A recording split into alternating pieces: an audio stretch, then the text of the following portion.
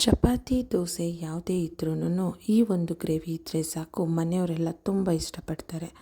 ಅದು ರೆಸ್ಟೋರೆಂಟ್ ಸ್ಟೈಲ್ನಲ್ಲಿ ಮಾಡುವಂಥ ಮಶ್ರೂಮ್ ಗ್ರೇವಿನ ಮನೆಯಲ್ಲಿ ನೀವು ಅತಿ ಕಡಿಮೆ ಸಮಯದಲ್ಲಿ ಸುಲಭವಾಗಿ ಮಾಡಿಕೊಟ್ರೆ ಮನೆಯವರಿಗೆಲ್ಲ ಫೇವ್ರೆಟ್ ಡಿಶ್ ಅಂತಲೇ ಹೇಳ್ಬೋದು. ಬನ್ನಿ ಹೇಗೆ ಮಾಡೋದು ಅಂತ ನೋಡೋಣ.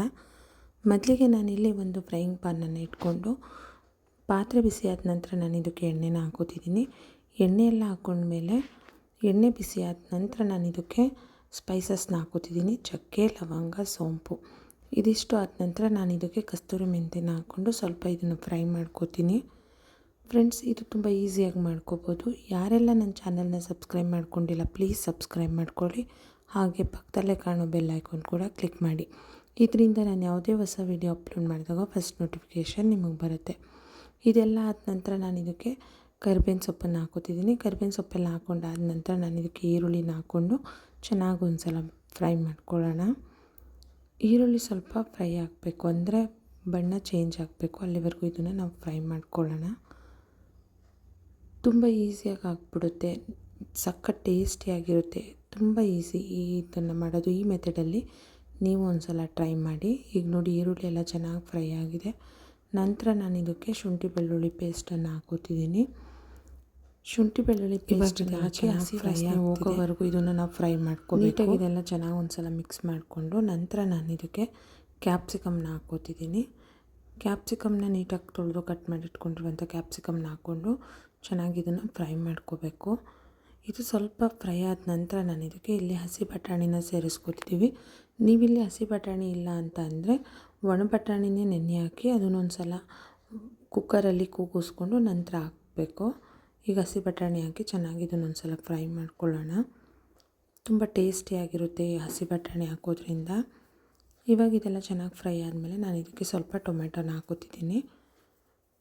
ಟೊಮೆಟೊನ ಹಾಕ್ಕೊಂಡು ನೀಟಾಗಿ ಒಂದು ಸಲ ಮಿಕ್ಸ್ ಮಾಡ್ಕೋಬೇಕು.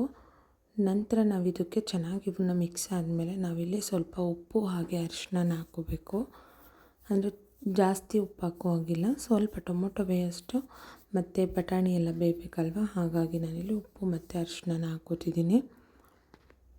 ಇವಾಗ ಇದೆಲ್ಲ ಆದಮೇಲೆ ನೀಟಾಗಿ ಒಂದು ಸಲ ಫ್ರೈ ಮಾಡಬೇಕು. ಉಪ್ಪು ಮತ್ತು ಅರಿಶಿನ ಹಾಕೋದ್ರಿಂದ ಬೇಗ ಬೇಯುತ್ತೆ ವೆಜಿಟೇಬಲ್ಸ್ ಎಲ್ಲ, ಹಾಗಾಗಿ ನೀವಿಲ್ಲಿ ಇದಕ್ಕೆ ನೀವು ಆಲೂಗೆಡ್ಡೆ ಕೂಡ ಹಾಕ್ಕೋಬೋದು.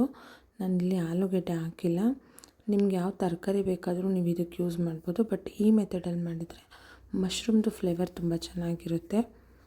ಇವಾಗ ಇದು ಚೆನ್ನಾಗಿ ಮಿಕ್ಸ್ ಆಗಲಿ. ನಂತರ ಇದನ್ನು ಒಂದು 2-3 ನಿಮಿಷ ಬೇಯಿಸಬೇಕು. ನೋಡಿ ಇವಾಗ ಇದು ಸಾಫ್ಟಾಗಿ ಬೆಂದಿದೆ. ಚೆನ್ನಾಗಿ ವಾಶ್ ಮಾಡಿ ಕಟ್ ಮಾಡಿ ಇಟ್ಕೊಂಡಿರುವಂಥ ಮಶ್ರೂಮನ್ನ ಹಾಕೋತಿದ್ದೀನಿ ನಾನಿಲ್ಲಿ.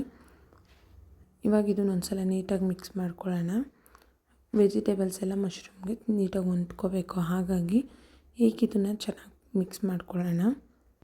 ಇದೆಲ್ಲ ಚೆನ್ನಾಗಿ ಮಿಕ್ಸ್ ಆದಮೇಲೆ ನಾನಿಲ್ಲಿ ಧನಿಯಾ ಪೌಡ್ರು ಮತ್ತು ರೆಡ್ ಚಿಲ್ಲಿ ಪೌಡ್ರನ್ನ ಹಾಕ್ತಾಯಿದ್ದೀನಿ. ನೀವು ಇದಕ್ಕೆ ಬೇಕು ಅಂತ ಅಂದರೆ ಗರಂ ಮಸಾಲ, ಜೀರಿಗೆ ಪುಡಿ ಇಷ್ಟನ್ನು ಹಾಕ್ಕೋಬೋದು. ನಾನಿಲ್ಲಿ ಬರೀ ಧನಿಯಾ ಪೌಡ್ರು ಹಾಗೆ ಚಿಲ್ಲಿ ಪೌಡ್ರನ್ನ ಮಾತ್ರ ಯೂಸ್ ಮಾಡಿದ್ದೀನಿ. ಇವಾಗ ಇದನ್ನೊಂದು ಸಲ ಮಿಕ್ಸ್ ಮಾಡ್ಕೊಳ್ಳೋಣ. ಚೆನ್ನಾಗಿ ಎಣ್ಣೆಲಿ ಮಶ್ರೂಮ್ ಜೊತೆ ನಾವು ಹಾಕೋ ಮಸಾಲ ಮಿಕ್ಸ್ ಆಗಬೇಕು. ಈಗ ಈ ಥರ ಮಿಕ್ಸ್ ಆದಮೇಲೆ ನಾನಿಲ್ಲಿ ತೆಂಗಿನಕಾಯಿ ಮತ್ತು ಕಡಲೆನ ರುಬ್ಬಿಟ್ಕೊಂಡಿದ್ದೀನಿ. ತೆಂಗಿನಕಾಯಿ ಕಡಲೆನ ರುಬ್ಬಿಟ್ಕೊಂಡು ಫುಲ್ ನೈಸ್ಟಾಗಿ ಪೇಸ್ಟ್ ಮಾಡಿಕೊಂಡು ಸ್ವಲ್ಪ ನೀರು ಹಾಕಿ ಇದನ್ನು ಮಿಕ್ಸ್ ಮಾಡ್ಕೊತಿದ್ದೀನಿ. ನಾನಿಲ್ಲಿ ಕಾಯಿ ಮತ್ತು ಕಡಲೆನ ರುಬ್ಬೋದನ್ನ ತೋರಿಸಿಲ್ಲ, ಸ್ಕಿಪ್ ಆಗಿದೆ ವಿಡಿಯೋ.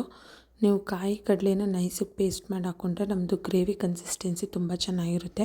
ಮತ್ತು ಕಾಯಿ ಹಾಕೋದ್ರಿಂದ ಟೇಸ್ಟು ತುಂಬ ಚೆನ್ನಾಗಿರುತ್ತೆ. ಹಾಗಾಗಿ ಇವಾಗ ನೋಡ್ತಿದ್ದೀರಲ್ಲ, ಇವಾಗ ಎಲ್ಲ ಮಿಕ್ಸ್ ಆದಮೇಲೆ ನಂತರ ನಾನು ಇದಕ್ಕೆ ನಮಗೆ ಗ್ರೇವಿ ಕನ್ಸಿಸ್ಟೆನ್ಸಿ ಯಾವ ಮಟ್ಟಿಗೆ ಬೇಕು, ಅಂದರೆ ತುಂಬ ಗಟ್ಟಿ ಅಥವಾ ತುಂಬ ತೆಳು ಬೇಕೋ ನೋಡಿಕೊಂಡು ನಾನಿಲ್ಲಿ ನೀರನ್ನ ಆ್ಯಡ್ ಮಾಡ್ಕೋತಿದ್ದೀನಿ.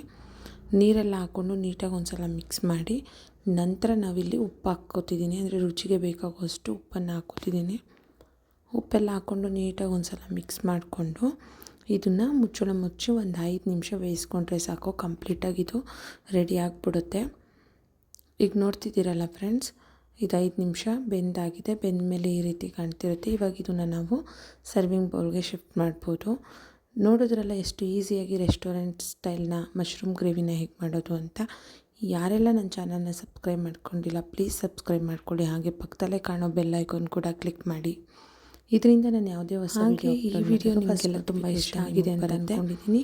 ಈ ವಿಡಿಯೋ ಇಷ್ಟವಾದಲ್ಲಿ ಲೈಕ್ ಮಾಡಿ ಹಾಗೂ ನಿಮ್ಮ ಫ್ಯಾಮಿಲಿ ಮೆಂಬರ್ಸ್ ಜೊತೆ ಶೇರ್ ಮಾಡಿ ಮತ್ತು ಹೇಗಿತ್ತು ಅಂತ ಕಮೆಂಟ್ ಮಾಡಿ.